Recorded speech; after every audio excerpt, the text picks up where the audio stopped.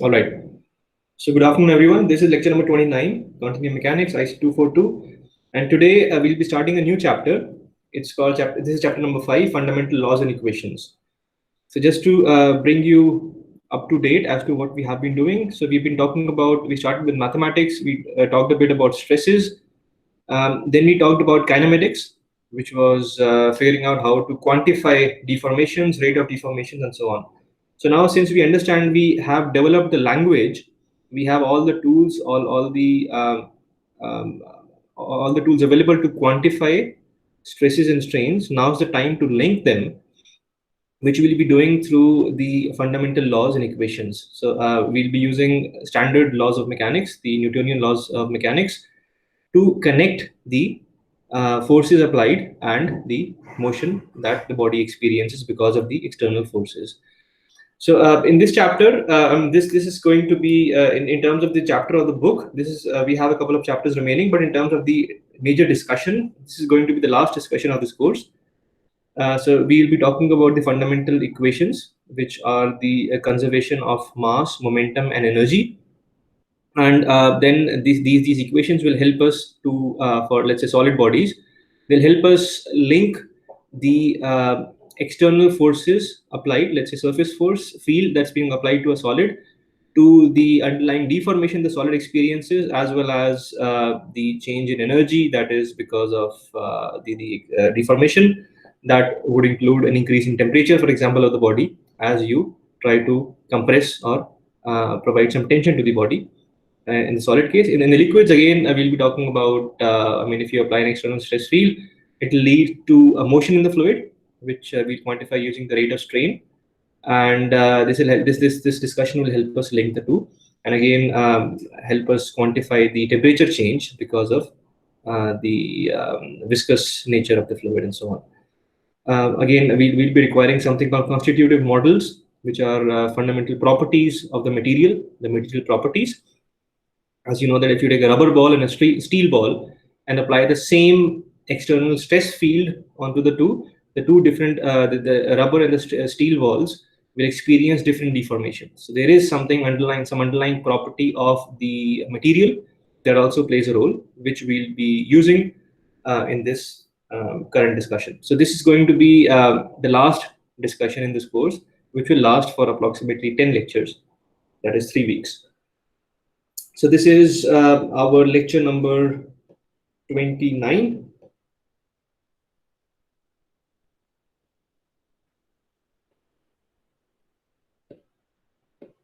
And today we'll be talking particularly about something called a transport theorem. I think that's an extremely important theorem in continuum mechanics.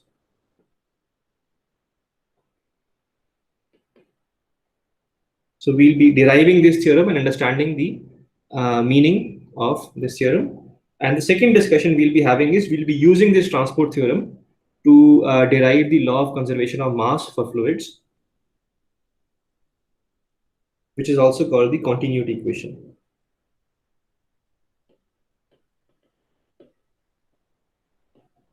So as I said, that this chapter is all about conservation of mass, momentum, and energy.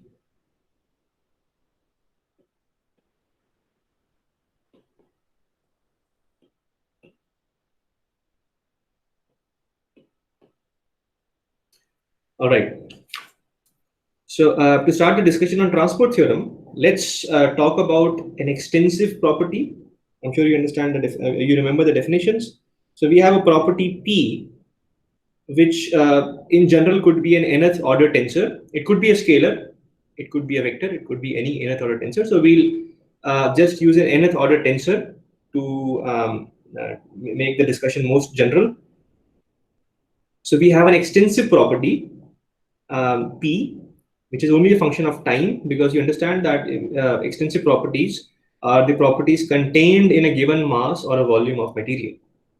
And then we have a corresponding intensive property, which is the property per unit mass or per unit volume associated with this P, which we call P star. Again, it has the same dimension. And now this is a function of spatial coordinates along with time. And then In this case, we're talking about per unit volume. So P star is some property per unit volume, which we call the intensive property, and P is the corresponding extensive property, which is the total amount of P star integrated over the complete volume omega. Let me write that.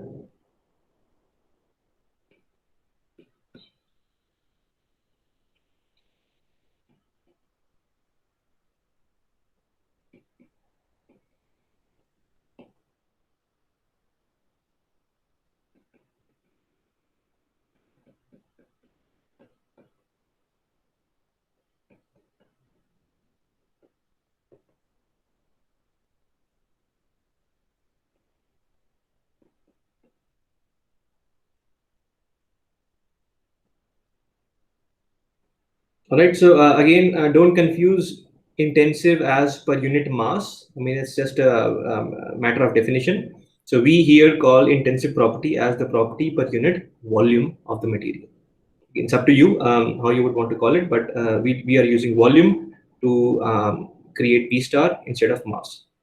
The only difference is the effect of density if you want to if you use the other definition, which is per unit, the quantity per unit mass.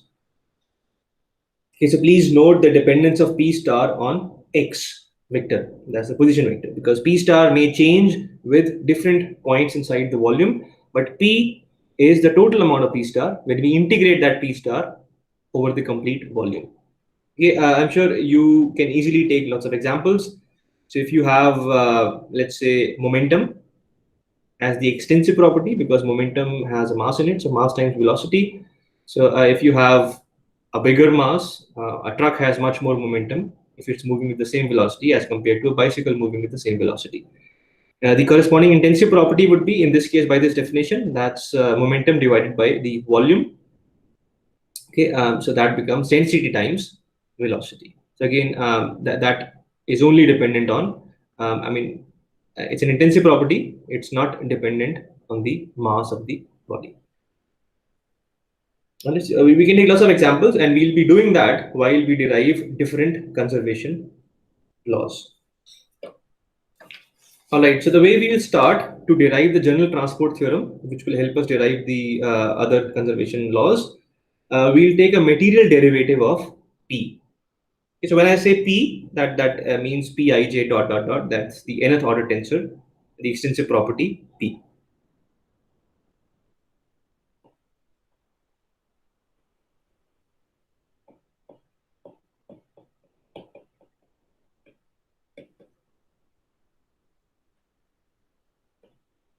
So what I'll do is, for making the discussion more easier, for simplicity, I'll just call it Pij from now onwards. Okay.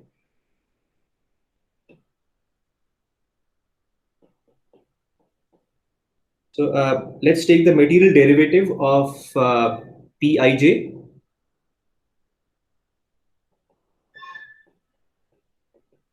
And if you remember, we have this notation where we put a dot on the top. That means material derivative. So what we have done is a material derivative. If you remember, you take some material particles of the body, and you figure out how the property P for those material particles changes with time. So this is nothing but d by dt of the integral over some volume omega, which may not be the complete volume of the body. It could be a sub volume of the body, as long as it contains some specified material particles constituting the body.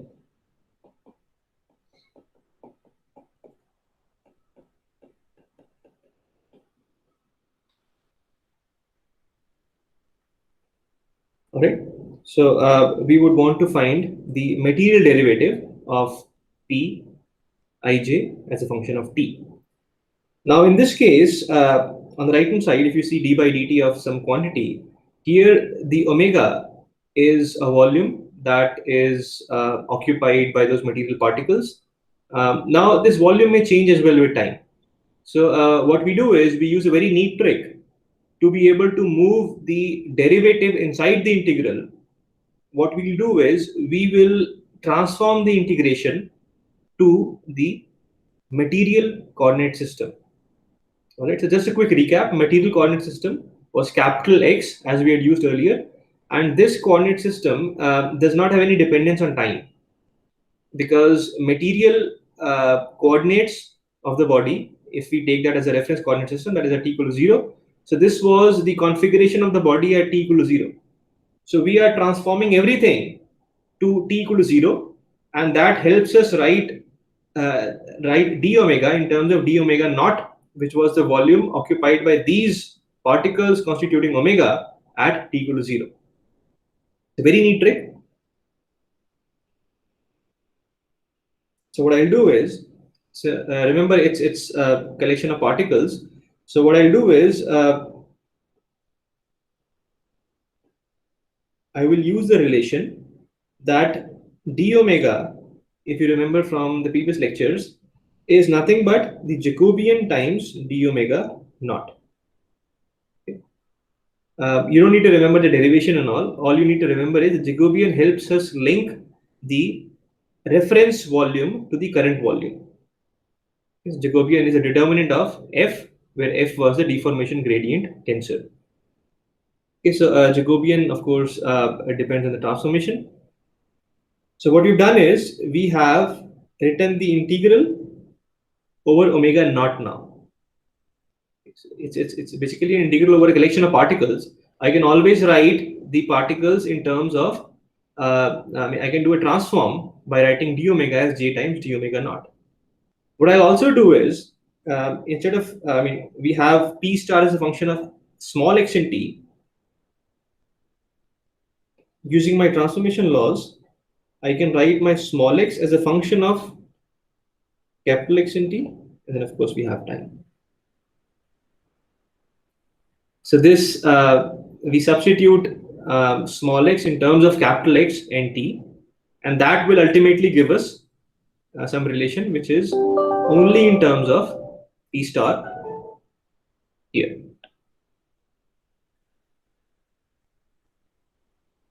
Sorry, what I mean is it's only in terms of capital X.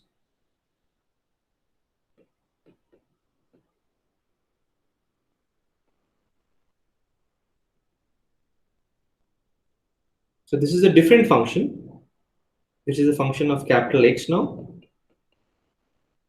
So earlier the p star was a function of small x and t.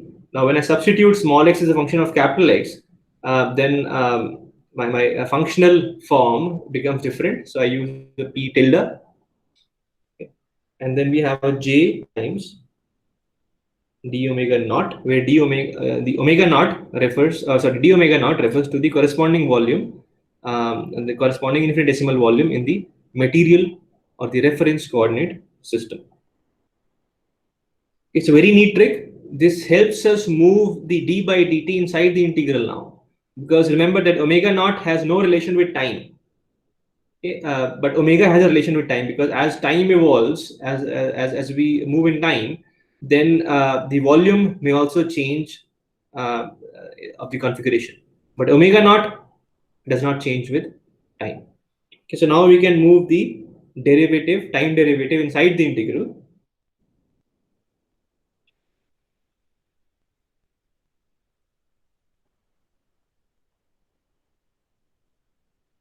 Sorry, I forgot ij here.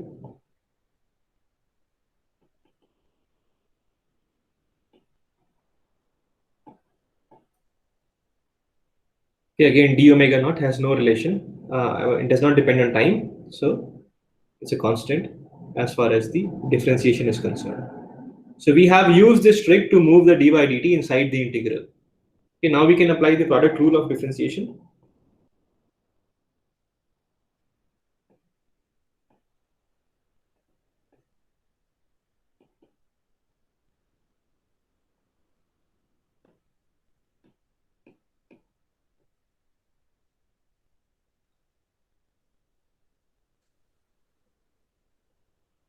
So let's start here as well.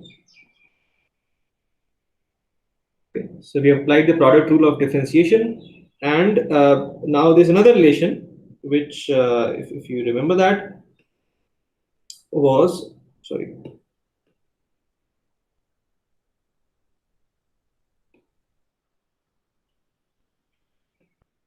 J dot, which is the time rate change of the Jacobian, can be written as the divergence of velocity.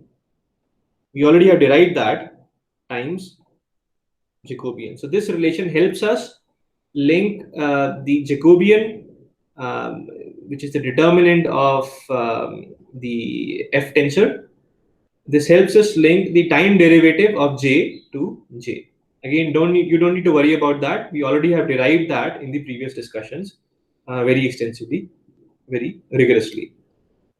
Right now, we simply need to use this relation.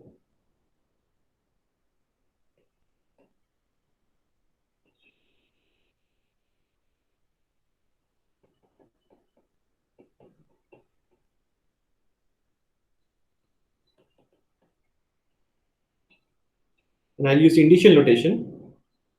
So this becomes Vk comma k. That's the divergence of velocity. And then we have d omega naught. Okay, so now I can take the j common in from the brackets, and all I'm left with is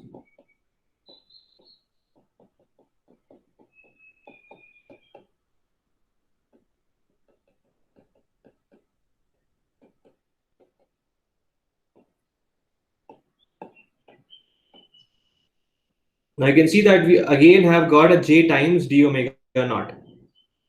So we can now come back to the current configuration.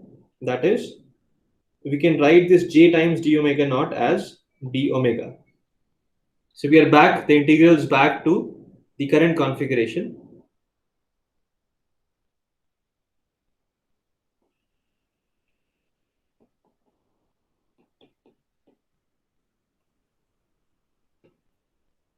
We just need to change the order.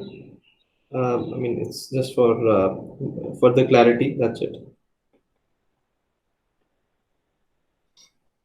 So I didn't specify. So we had written p tilde in terms of capital X. Now we can again write that in terms of small x. So the tilde is gone. So the functional form now is, let's write it more clearly.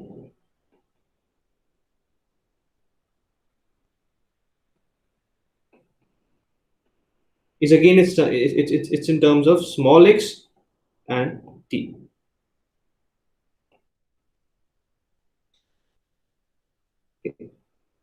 Simply a functional form, functional dependence. All right, so this relation that we have, so remember the left hand side was the material derivative of Pij, which is only a function of time.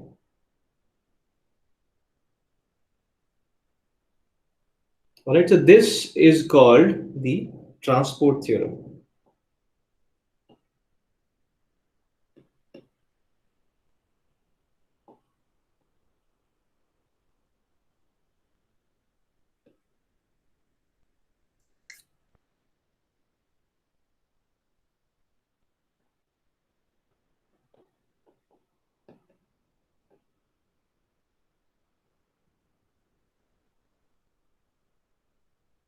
So we can write this in different forms. We can do some mathematical manipulation and write it in different forms, which are a bit more clear, which would give us some more, which make the interpretation a bit more easier. So let's do that. So what we'll do is in this form, I'll go back to the previous slide. So on this second slide, we have a P dot. So what we'll do is we'll use the material derivative written in the for the Eulerian form. So if you remember, the material derivative written for the Eulerian form. So P dot P star dot is the first part of this is called the local rate of change, and the second part was called the convective rate of change.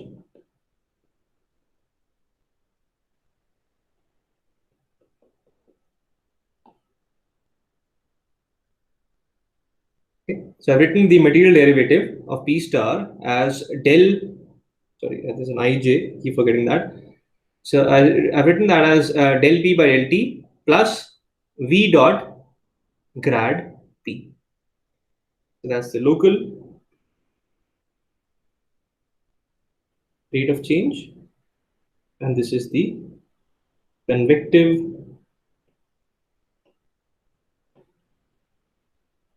rate of change. All right, so now we can use this relation, and then our P dot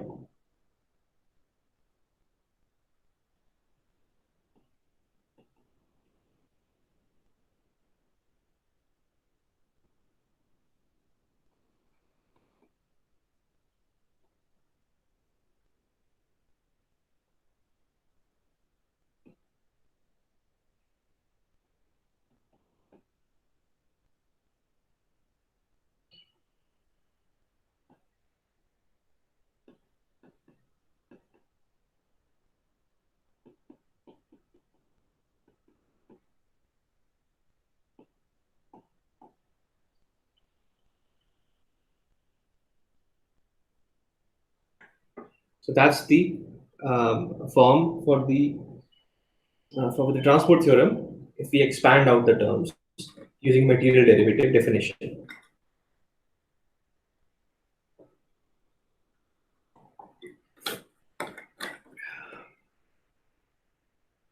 All right, so now we can combine the second and the third term.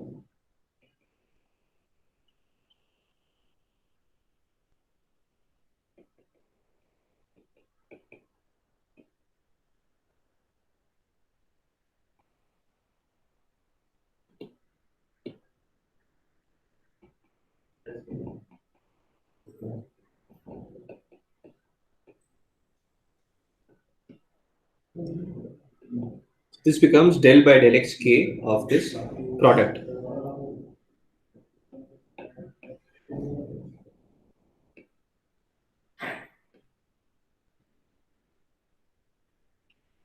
Right? So the reason we are doing this is to be able to apply the divergence theorem.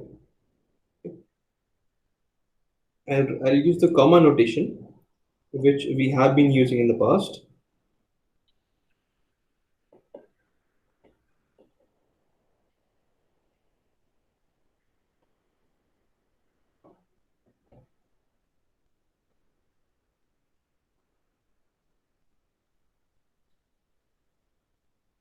So now what we'll do is we'll apply the Gauss's theorem or the Gauss's divergence theorem.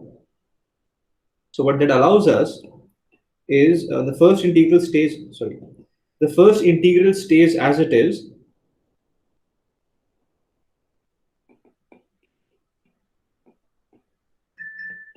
But for the second integral, excuse me, for the second integral, now we can write that in terms of surface integral by using the Gauss's divergence theorem. So this becomes an integral over the bounding surface of the volume omega. And then we have Vk P star ij and then Nk that denotes the outward normal to a small element d gamma. Okay. Just remember that this is your omega and the bounding surface area is d gamma. So a small, gamma. And this is your n hat and this element is d gamma area. Okay, so this is done using the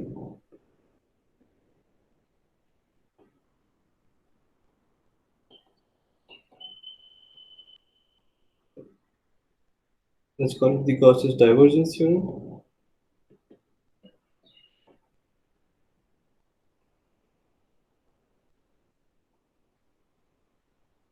Now you can see that we have been using, we are making use of the theorems that we have learned in the mathematical discussions.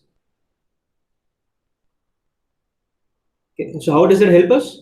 Well, let's write the equation again and try to understand it. So this is another form of the this is another form of the transport theorem. That's a material derivative of Pij. It's a sum of two things. The first one being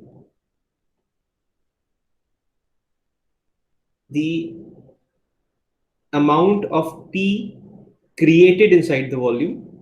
So you can see that this is partial P star by partial T inside the volume. So one way, so if you think of P dot is, let's say, an increase. So we're talking about a positive P dot. So the quantity P, which is some quantity which is contained in the total volume, if that quantity P is increasing, so P dot is positive. So the way it can increase is by P star being generated inside the volume. So P star is increasing with time inside the volume. So that will lead to an increase in P.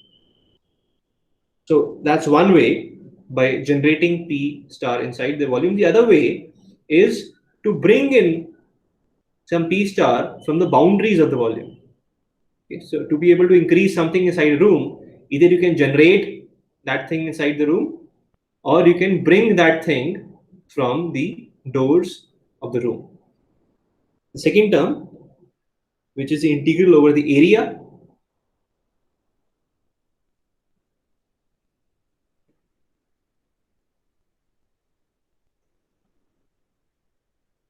you can see that we have a Vk times Nk. So Vk, Nk is simply a dot product of V and N. And what is V here? V is the velocity. So to be able to bring something inside the volume, inside the room, there has to that thing has to flow inside the room. Okay. So if the velocity is 0, then you cannot bring, I mean, there's nothing, there's no flux into the room. So you cannot bring anything into the room.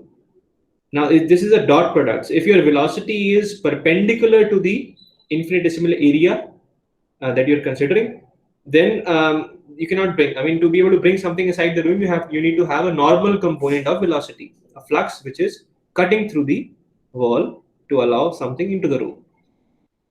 Okay, so this V dot N helps us understand that flux of quantity P inside the room, into the room, or outside the room if P dot is negative. Okay, so that's the interpretation of the transport theorem. So it's called a transport theorem because it's talking about transport of something into the room. Again, every time we use this theorem, the understanding will become much more clear. But it's very important that you understand the interpretation of this transport. I'll write a transport theorem again.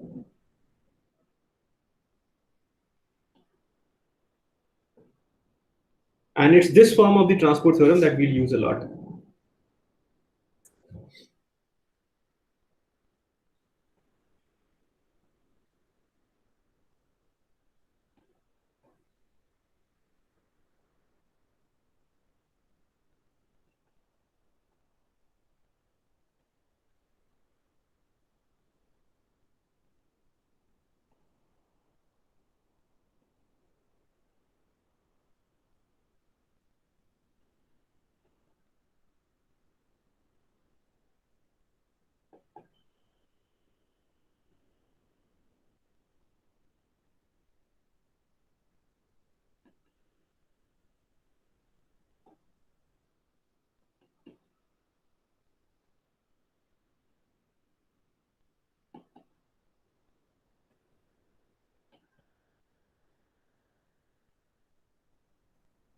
All right. This is also called the Reynolds transport theorem in the fluid mechanics literature.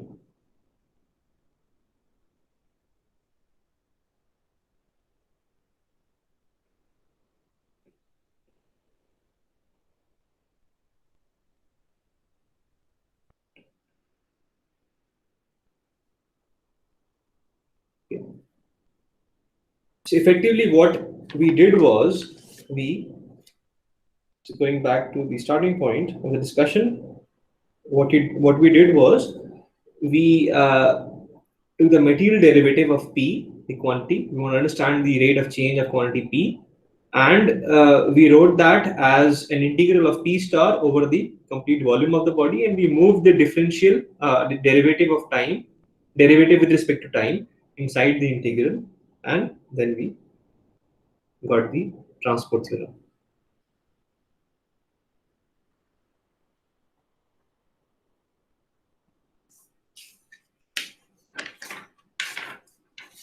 All right, so I hope you understand that. And the next thing we'll do is we will use this transport theorem for deriving the first conservation law, which is the conservation of mass.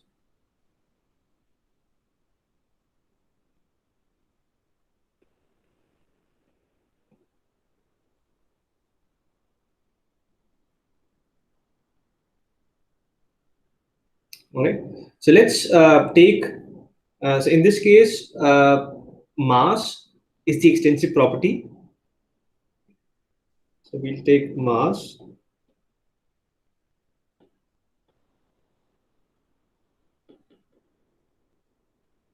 Okay, so mass becomes our,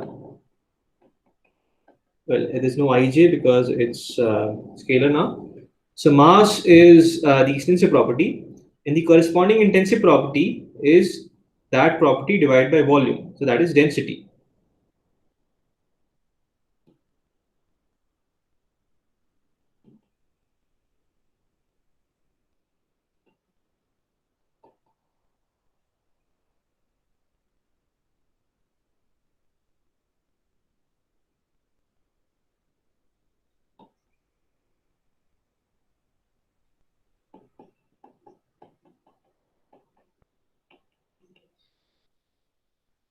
All right.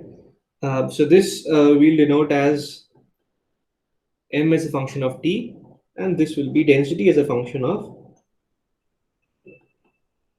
x space and time t.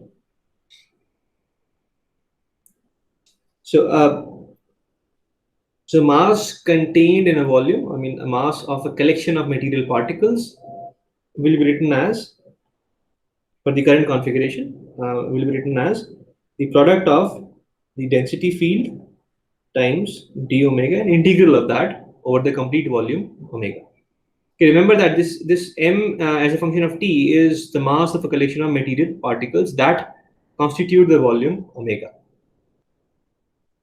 Now, correspondingly, if you would want to use the definition of mass at t equal to 0, so we can also write this, or let's say m0, mass at t equal to 0, can be written as, so at t equal to 0, the body was occupying a different configuration, which we call omega naught.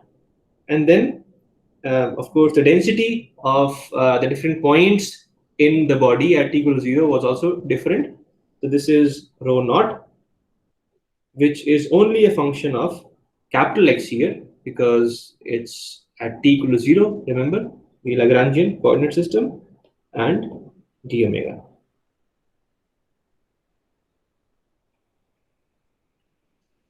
So we have a collection of particles. Let's quickly recap the understanding of these equations. So we have a collection of particles which make up a volume omega, which is defined at some time t. And this collection has a total mass m as a function of time. And this mass can be written as the integral of the density field. Density field means at different points you have different densities. What you do is you integrate the density at a given point times an infinitesimal volume around that point, and you integrate over the complete volume omega. That gives you the mass at time t. Now for t equal to 0, the body may be occupying a different configuration, okay, which we call omega naught. And of course, the density at t equal to 0 may be different, the density field. So at different points, the density is different. Now we use a capital X coordinate because it's omega naught, which is the reference coordinate system. So it's easy to use capital X, but we can always go from small x to capital X using our transformation rules or the mapping functions. And then you can write the integral of rho naught times d omega naught over the complete volume omega naught. That gives you the mass at T equals 0. Okay, so this is just writing mass in terms of integrals. Now we're talking about conservation of mass. What does that mean?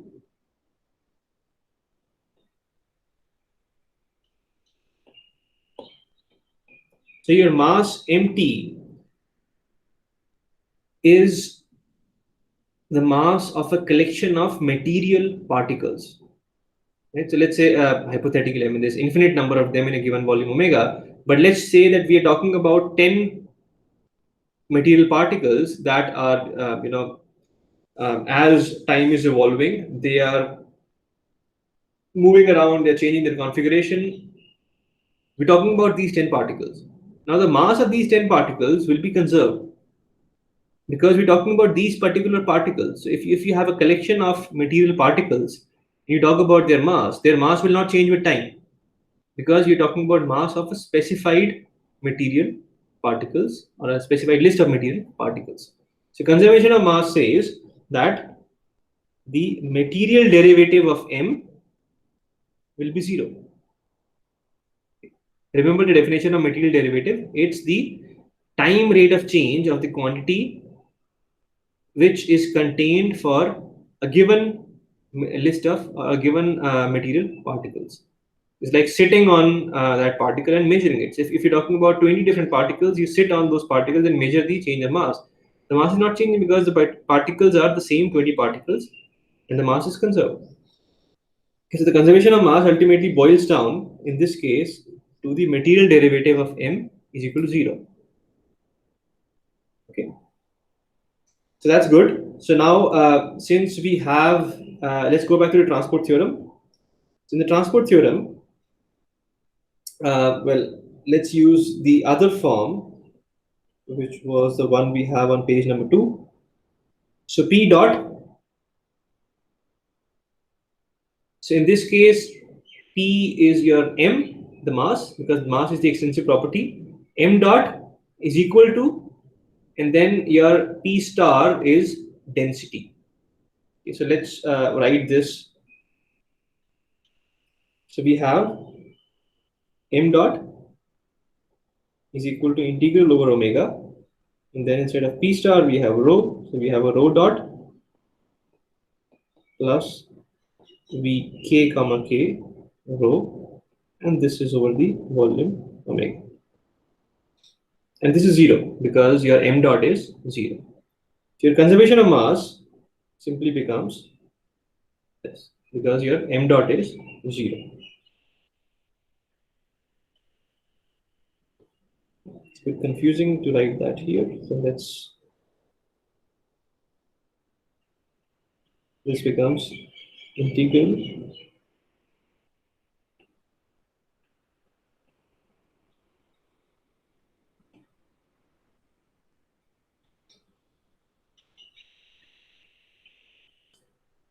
all right. So that's what the transport theorem helps us write as the conservation of mass. All right. So in this case, what we see is that the omega that we took was arbitrary because omega need not necessarily be the complete volume. It's just a sub-volume containing a well-defined list of particles, material particles. Okay, so I could have taken any collection of particles and called that as omega. So omega is arbitrary. So if omega is arbitrary and you're doing omega integral over omega, what that means is for this integral to be 0, that means that the integrand has to be 0.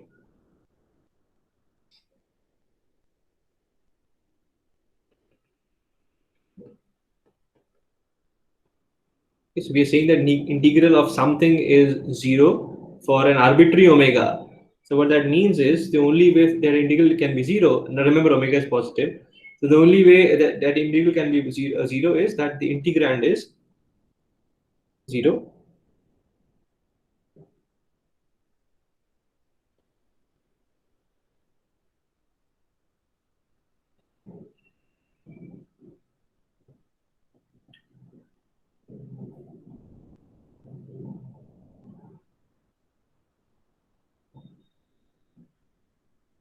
Okay. So that's our conservation of mass equation. Again, you can write it in different forms. We can always write in terms of del rho by del T. Then, if you remember, we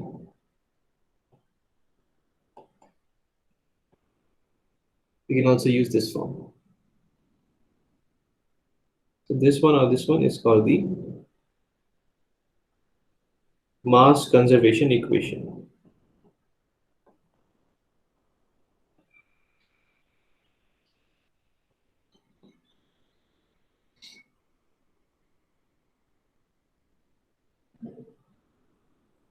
All right.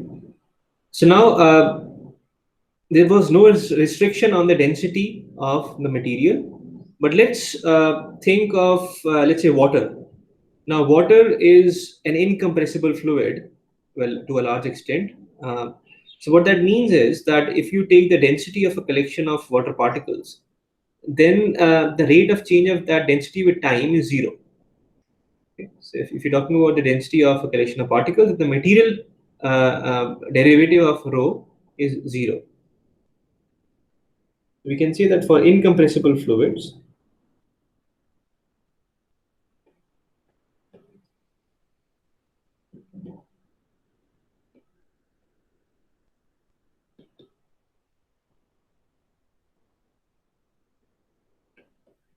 rho dot is zero.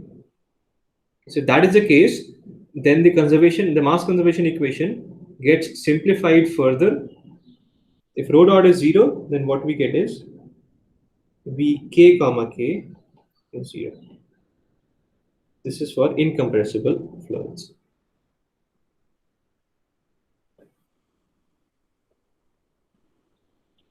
In the symbolic notation, we can write the divergence of velocity field is zero.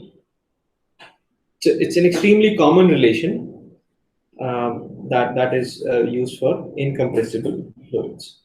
Now, if you compare this with what we had derived earlier, we had also derived the condition that for isochoric fluids, the divergence of velocity is zero.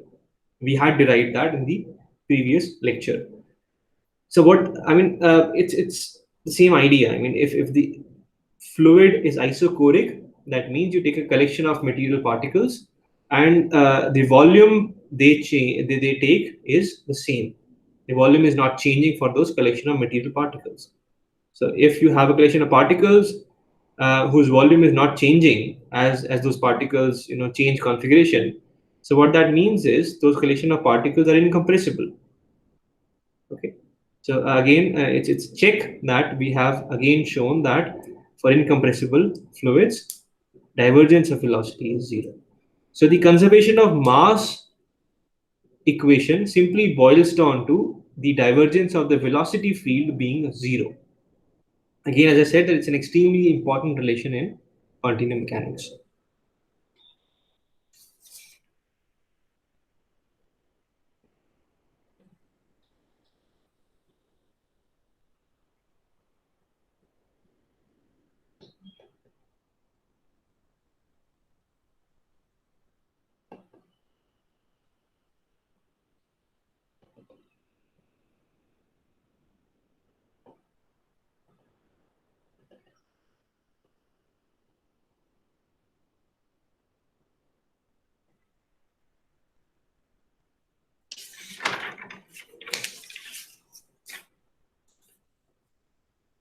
All right. Now, this is the Eulerian form of the continuity equation. Okay, so this boxed relation is called the Eulerian form of the. Sorry, I keep calling continuity. Mass conservation equation is also called continuity equation.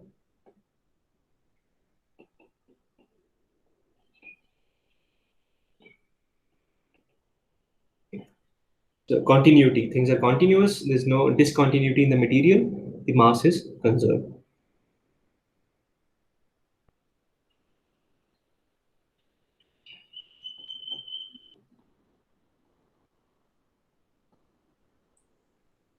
This is the Eulerian form of the mass conservation equation. Now we can also come up with a material or the Lagrangian form of the continuity equation that we'll quickly derive now.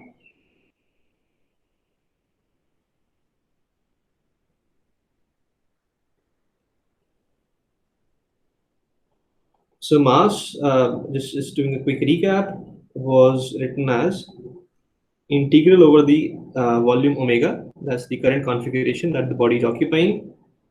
Density, which is a function of small x in t, times d omega.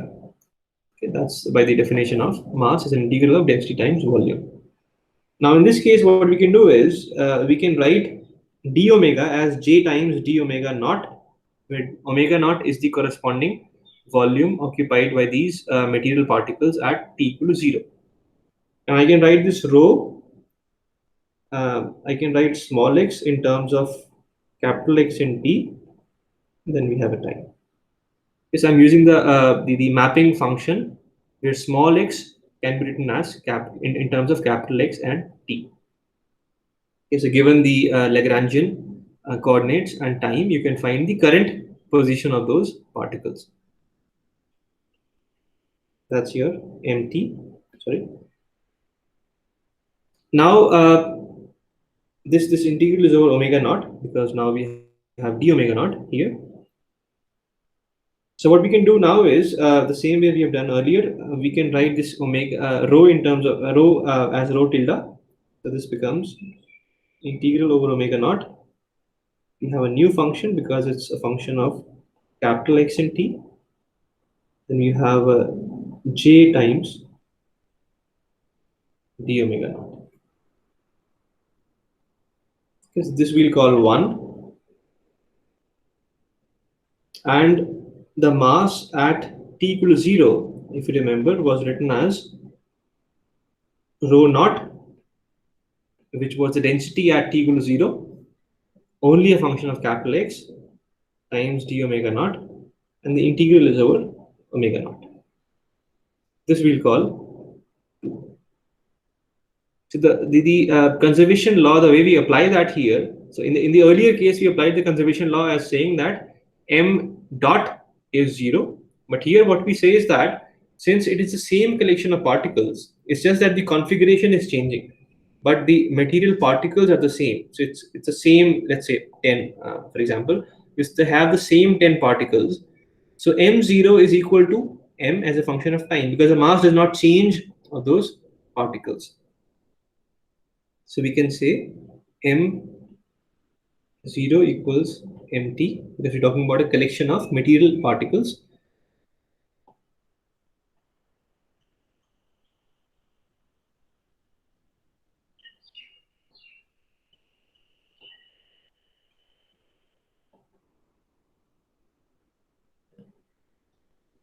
So using 1 and 2, so we can write integral over omega naught.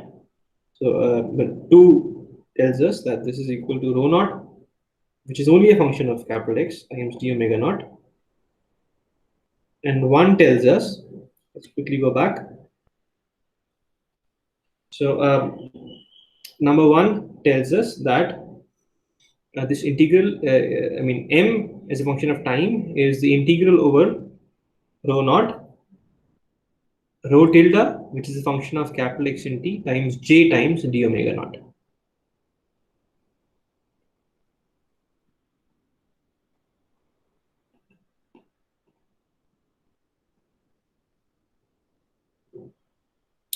Right. So now we can move everything to the right hand side. So what we get is left hand side. So this you have rho tilde, which is a function of capital X and t, times j minus rho naught, which is only a function of capital X. This times d omega naught is equal to 0. So let's write this more clearly.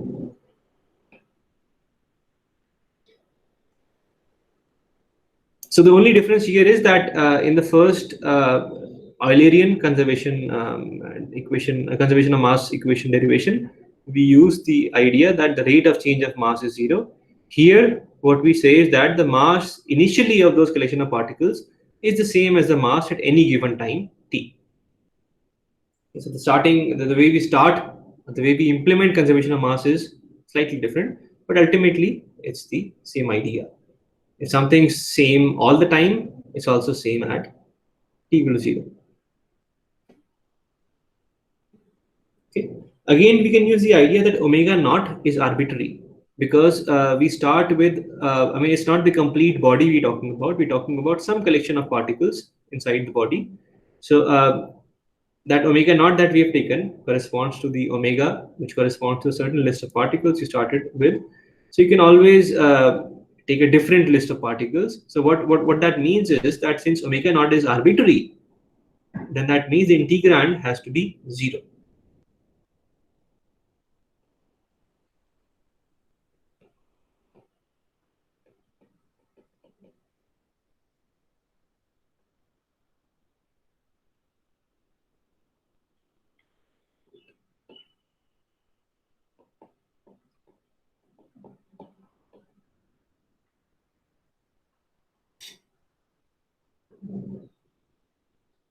All right. And that I mean, that's your conservation of mass in the Lagrangian or the material coordinate system. Now, that's not typically the way we use this law. What we do is we take the material derivative of both sides.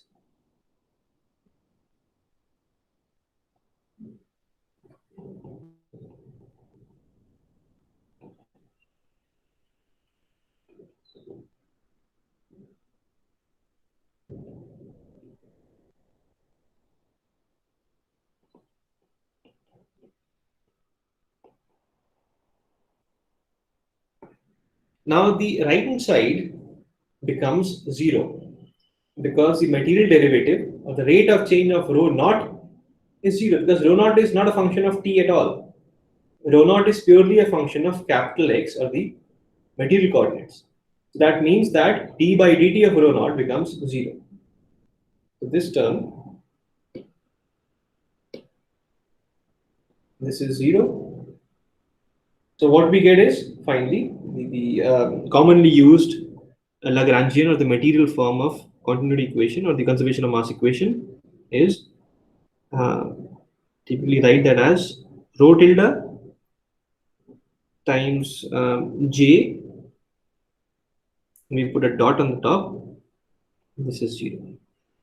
Okay, so rho tilde, remember, is a function of capital X and t, and j is the Jacobian. So the dot, which is the dot of the whole thing. So let's use d by dt. That's much more clear.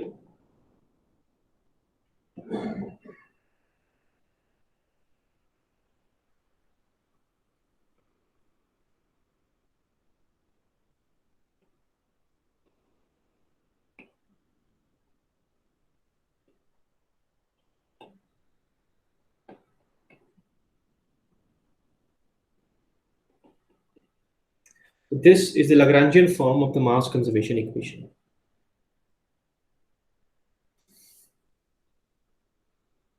Okay. So I hope this makes sense.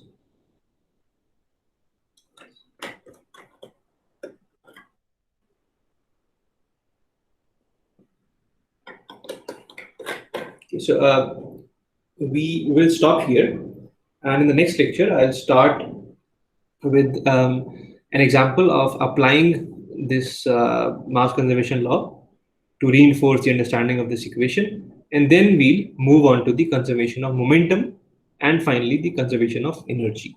We'll take a couple of lectures in deriving the other conservation laws and using or understanding how to implement that in continuum mechanics. All right, so do we have any questions?